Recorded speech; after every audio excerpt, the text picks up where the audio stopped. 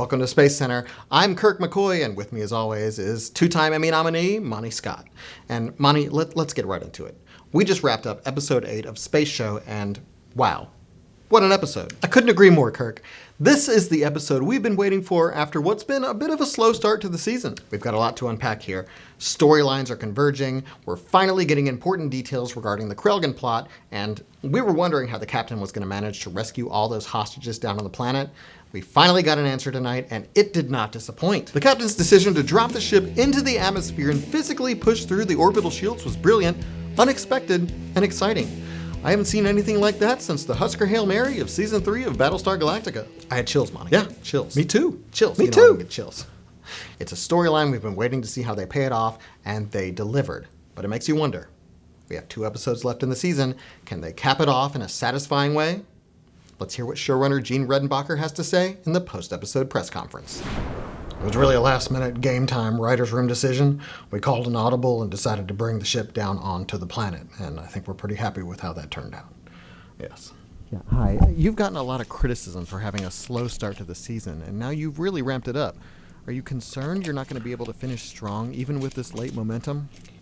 Look, y'all are so quick to count us out after 2 or 3 episodes. We gotta build to the finish, all right? Build to the finish. So all I'm going to say to that is that we got a great staff, we got a great team of writers who are all bought into the process. And if you trust the process, I think you'll be pleased with what we have coming up in episode 9. Okay, thank you. All right, thank you. You heard it straight from the EP's mouth, trust the process. What do you make of that? He's playing his cards close to the chest, and I don't blame him. We've seen magic in this past episode, and I can't wait to see what they have in store. We said earlier there's a lot of plot threads to tie up. How will the Krelgans retaliate? What happened to the science team that left on the shuttle in episode 6? Right, I forgot about that. Will the captain's love for the Colvin Queen impair the peace negotiations? 2 episodes to go and a lot of action left, which means it's time to make our predictions for episode 9. And joining us is Emmy Award-winning screenwriter Jonathan Lucas. John Luke, welcome. Thank you for having me. John, before we get into predictions, you're a writer. What did you make of episode 8? One word, Kirk. Finally. We finally saw the captain take command of the situation. We finally got some much needed action, and we finally feel like they're in it to win it and that they might actually have a shot at defeating the Krelgans. It feels good, and I'm going to give the writers the benefit of the doubt and say that it's by design. Well, let's make our predictions for episode 9. Monty, we'll start with you. You mentioned the science team on the shuttle, Kirk. I think we're going to see them swoop in at the last second to disrupt the Krelgan bomb.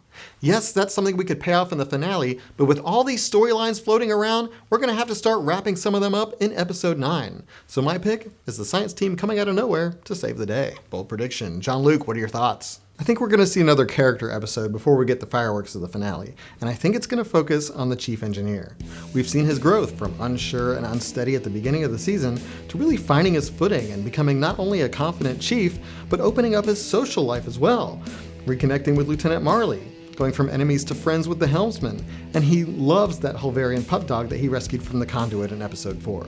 So I think it's going to be an engineer-focused episode, and Kirk, it's too good to be true. I think he dies in episode 9. Whoa, whoa, wow, whoa. Wow. I tell you, the fans would not be happy with that. It's too good to be true, that's all I'm saying. We're primed for a major reversal. That would make good TV. Thank you, gentlemen, and John Luke, pleasure having you on. After the break, we'll talk spin-off potential, and will we see the return of a fan-favorite character in season 4? Stick around.